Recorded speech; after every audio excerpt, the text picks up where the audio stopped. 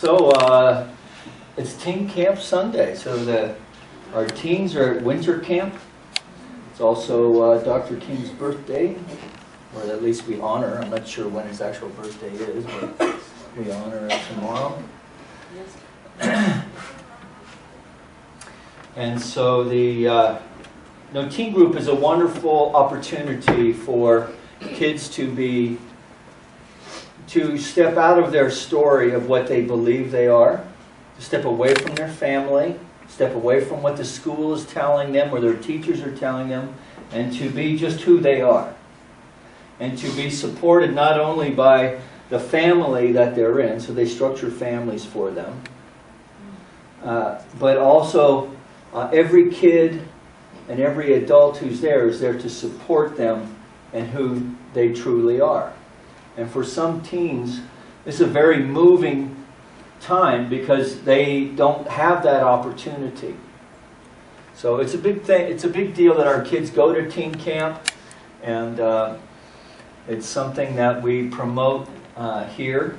And also, if you are an adult who would like to be a teen advisor and to experience the camp, there's a little training weekend you would need to attend, but it's time well spent. And I would suggest that you go to winter camp before summer camp. Yeah, no nap time. That's what I found out the hard way. Okay, so when does Daddy get to sleep? Yeah, didn't happen. So remember with me then that we are this month, if this is your first time visiting a religious science church, which is what we teach here, which a young adult once told me sounded like an oxymoron, but it's really not, right? That we teach religious science here. And so we work out of our book, which we call a textbook. It's entitled The Science of Mind. And we study the first 4 Roman numeral textbooks of the first chapter. And so that's what we're doing right now. Last week we talked about the thing itself. This week we're going to explore the way it works. And before all of that, we started the year with the new year with the ritual of preparation by using the burning bowl and the imagery of fire and light, considering that which we wanted to welcome into this new year of 2013, and at the same time what needed to be released from 2012 in order to bring that to demonstration. Acknowledging on some level that both of these things were connected as pairs of opposites, set aflame, obliterated by a natural chemical reaction, released and transformed by natural processes. And in this ritual then, we acted out the process of releasing the idea of duality as well, because we wrote these on the front and back side of a single piece of paper, the opposing ideas, and then released it into the flame. So the flame, on one level, giving light, the source of light, in fact, and is also, again, a natural phenomenon, and one that we take for granted every day. So there was a time in human history where fire and knowing how to make it was a big deal. Right? It wasn't just a match. So, Quest for Fire, we haven't seen that in a while. That's all I'm saying about that. Okay. At the same time, we have an understanding that it is a demonstration of natural law converting one substance, the paper, and through the light into another of gases and ash. So there's transformation, right? Transformation that takes place there. And that there's not two things, not two flames, only one flame, but one flame being perceived in different ways and experienced in different ways. And so it is with the thing itself. The one flame perceived with 2 names, love and law. And in fact, I have this week, as we did last week, we have the many names of God in this teaching. Is how to expand, how to work our edge on what we know God to be. So if we come in here as with an idea that has a Christ image around it, that step into the consciousness of what that meant for this person that we call Christ, and to step into a Christ consciousness. If we come from a Jewish tradition, you know, what is it that Abraham experienced with that whole burning bush thing? You know, what does it mean to be in the presence of a light that is radiant, of a fire that's radiant and yet does not consume, only illuminates? Right? So pushing what we know, even if we have teaching, let's say, are based in the Hindu expression. Understanding that whatever we know God to be, however much more that we are embracing those ideas today, and how much more expansive that is today than it was last week, last year, or 10 years ago, that even then it can be more expansive. So Holmes taught himself, this is one of the first things that we explored, and then he taught us, that the science of mind teaching then is not the revelation of any one man, but the culmination of many revelations. And in fact, he says, we take our good where we find it. So we don't we quote Ernest Holmes a lot and so forth, but we're not deifying him. Right? Ernest Holmes is not a deity.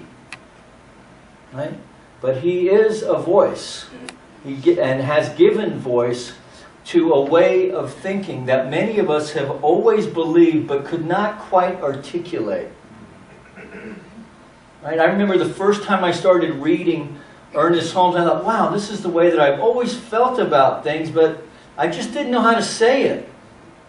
Because you really need the heart of a poet to express these concepts. So, the basic idea is one that's been passed down to us really by the ancients. So the science of mind teaching is really an ancient teaching that has elements of Platonic thinking in it. So this is going all the way back to the Greeks, and maybe more accurate to say Neoplatonism. So there are old ideas reformulated, and evolved as we go along. So avatars of mystic experience have taught, when we acknowledge this power, this presence, this light, that it is in, through, and as all things, we live lives then that are more joyful, are healthier, harmonious, and then we feel supported by the universe, by life in every way. And in this light we live, move, and have our being, as our friend Luke would say.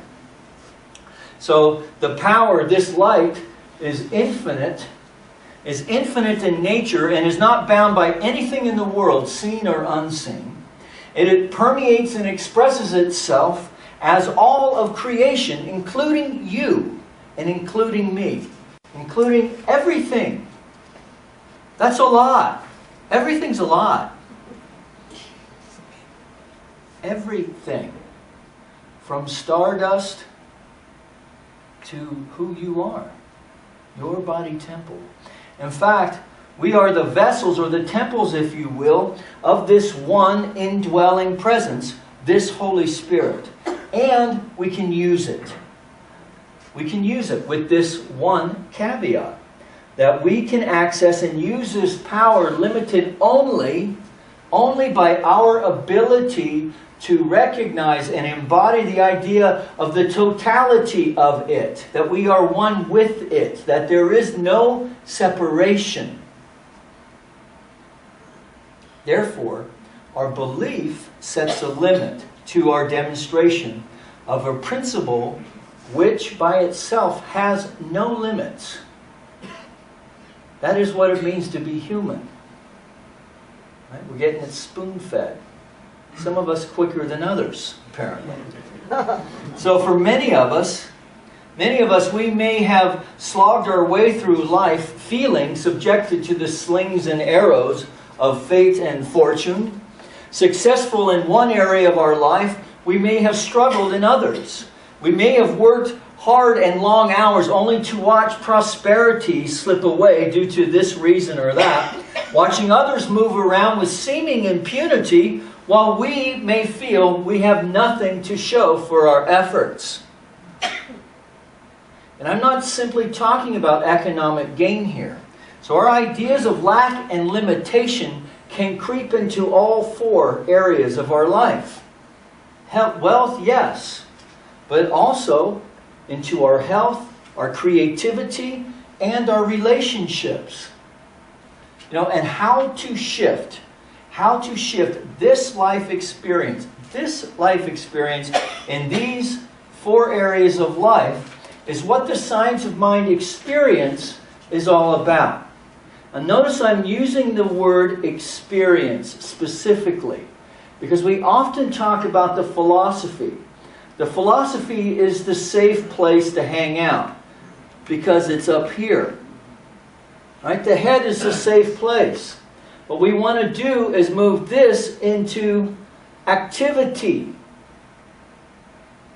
into creativity, into ways of being fully present with people, to have relationships that mean something, that are bound and yet free at the same time. So, how to shift life experience in these four areas is what the Science of Mind experience is all about. And so what is that experience? Well, really it's about reframing everything that we know as our life, everything, as God activity by means of our life. To see, believe, and know that there is a power for good and to use it consciously. Because we're already using it oftentimes unconsciously. Right? To use it consciously. To shift ideas of lack and limitation in all its forms and transform them into ways of being that support our life and the lives of those around us. Not just our family, but everyone around us. Our co-workers, our customers, right? Everyone. The person in the checkout line, right? Even the guy on the freeway who's just showed you half a peace sign. Even them. What? I'm number one. So, two names of God. Love and law. And we approach love through the law.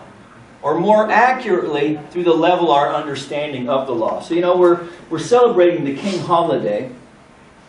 And this guy, in a very real way, approached the law through love. So, oftentimes we think of Dr. King as a civil rights activist, and he was certainly that. But before that, he was a minister. A very well educated minister also. Right? He was prepared. So it wasn't enough to just dream up a big idea. Right? He educated himself and then produced the energy to make it happen. So on the one hand, he saw a document that said all men are created equal, and yet he also had a spiritual practice that said that the way through living effectively is through love itself. And so he came to the law through love, through the practice of nonviolence. That's every bit as revolutionary as it was in Jesus' time. Maybe even more so, if you think about it. So in my estimation, Dr. King is a modern mystic. Because he did the civil rights thing, but if you ever read or heard what he said about the Vietnam War, right, and inequality of life, and the economic inequality, this guy was a deep, deep thinker, right? And we really were robbed. We were really robbed by his untimely death. So we approach the law through love. For it is done unto us as we believe. So what that means is that we are mindful of what we say, think, do in and with our life, We want to live more effectively and joyously. We want to embrace our divine inheritance, all of it, that we might live life and live it more abundantly. And how do we know we are using the law effectively? That's a good question. So the carpenter put it pretty simple. So a good man brings out good things from the good treasure in his heart. And a bad man from the bad treasure of his heart brings out bad things. And then so that's kind of a dull moment, right? No kidding. But then the other observation, for from the abundance of the heart, the lips speak. So what it is that we hold within our innermost desires within here is what we demonstrate. So that can be a good news, bad news deal. The Hebrew Bible is full of examples of action and consequence, cause and effect. And the carpenter, being Jewish himself, simply reformatted the ancient wisdom, mixed in revelations of his own, of spirit through intuition.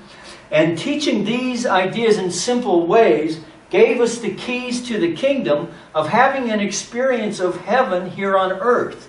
And that we can create that. We don't have to die to meet St. Peter at the pearly gates in order to have an experience of heaven. And many of us don't believe that, because we're so busy creating hell here in this life. Why are we willing to believe that and not the other? Right? That's just another reformation of what original sin is. We're willing to believe, and then it's easier for us to believe in the negative than the positive. This is what we have to shift. This is the creative process. It's natural. It's a natural process. It's accessible to all, and we can use it consciously. And yet we often doubt our ability to use it. And without having a perfect understanding of the law, we feel shy about speaking our word. We speak through hope rather than by knowing. And yet in our daily life, we use all kinds of natural laws without even knowing how they work, without even thinking about it. So turn on a light switch, right? Maybe Mike Carlin understands what's going on in there, but I sure as hell don't. Or how about a dimmer switch? That's magic, man. Right? We flip on another switch for the juicer or a mixer. Right? The motor, the electricity spinning a motor around. Right? We get in our car, we turn on the key, we put the pedal to the metal, and off we go. We listen to our CD player, which works by lasers. I don't know nothing about no lasers, but I know how to turn up Led Zeppelin when the Immigrant Song comes on. Dun, dun, dun, dun, dun, dun. So personally, I don't know how spirit works. I only know that it works. That it works. When I turn that switch on, it works. And when I work with it to co-create my reality, it tends to work better, with far better results, often different than what I thought it was supposed to look like. And I know that if I'm not demonstrating effectively, that I'm still demonstrating. Even when I walk away ticked off or discouraged, saying, this stuff doesn't work, what a bunch of hooey. And of course, when it's not working, it actually is working according to my understanding of how it doesn't work. That's the axiom. So, that tells me I have to get back to basics. Right? Suppose we're laboring under ideas of limitation. My whole thought is a picture of limitation. Where am I placing myself in mind? And what does that mean to live in limitation? Right? Well, that's any ideas that you have about, I'll never lose weight because I'm addicted to sugar. I'll we're never going to sell 200 seats at the Golden Jubilee. I'm never going to be able to afford a house. I'm never going to be patient and tolerant and understanding in my love relationships. Whatever that story is, right? And you know the one in your own heart. Whatever that story is, if that's the one that's being held here and keeps showing up in our conversations, that's the limiting idea. That is the limitation. And so Holmes asks the question, am I not in substance saying, I cannot have and enjoy good things? And the result is what? Right? When the tendency of my thought is in limitation, can I demonstrate abundance? There's no way, man. Not consistently. Right? And do we want just little blips of our good? Or would we like to have a nice, continuous, right? From good to greater good. That is our divine inheritance. So if I get stuck in that, Holmes tells me that I can do this. I perceive that, whatever it is. I perceive that because I am what I am. Because of this infinite thing that overshadows eternity and finds its abiding place in me, I know that good is now mine. So you can get that out of the textbook somewhere.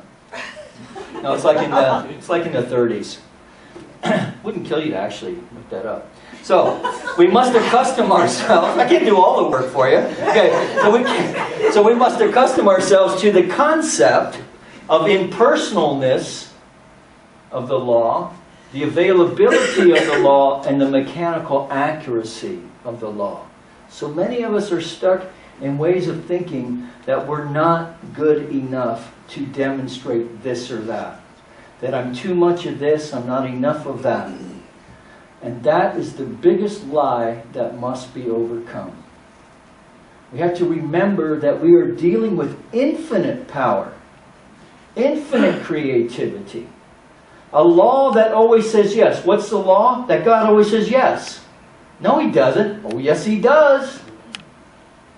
It's a no, He doesn't part that's demonstrating the no, He doesn't. Putting it in, in everyday language. Now, Holmes would take 3 pages to say that. So let's go within. Because I could go on for another 10 minutes.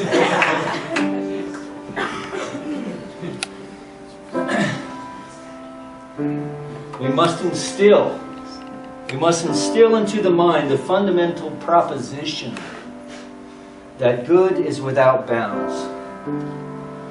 We have to step away from the idea that there is something out there trying to get me, trying to thwart my investment and my advancement in life, that people don't like me, or I'm too much of this, or not enough of that. So today, practicing seeing the many names of God in, through, and as all things. Practicing seeing the many names of God in our mate, in our children, with our co-workers starting Tuesday, with our customers, in our finances.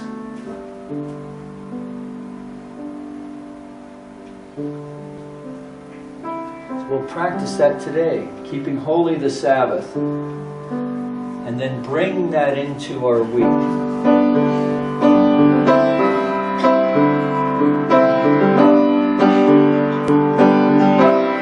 Happy day, oh happy day, when Spirit love, when Spirit love, when Spirit love, all the fears away.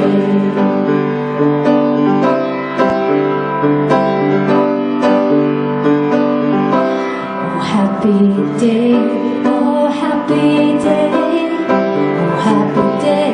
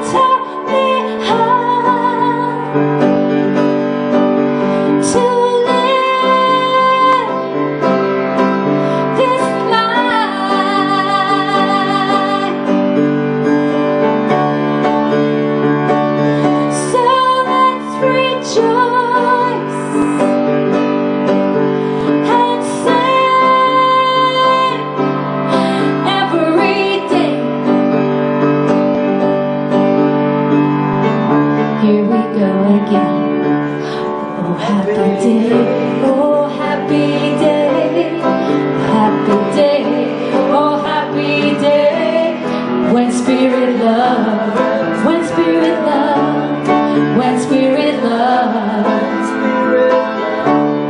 when Spirit loves, all my fears away.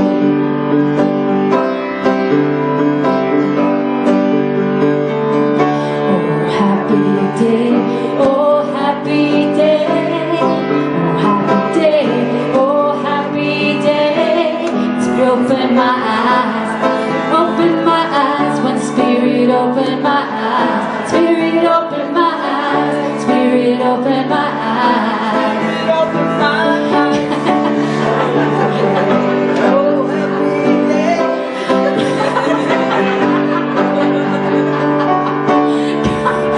Where's the microphone? God took me home to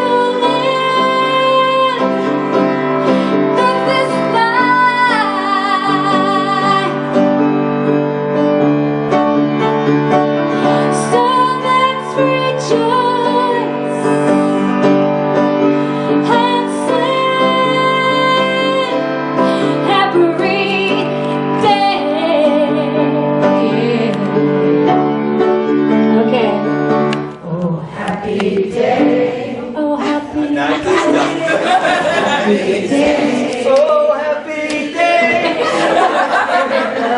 When Spirit loves, when Spirit loves, when Spirit loves, when Spirit loves, all my fears away. Oh, happy day, happy day, oh, happy day, oh, happy day. As we open my eyes, open my eyes, open my eyes, open my eyes, when Spirit open my eyes, open my eyes, show me the way. Oh, happy day. Oh,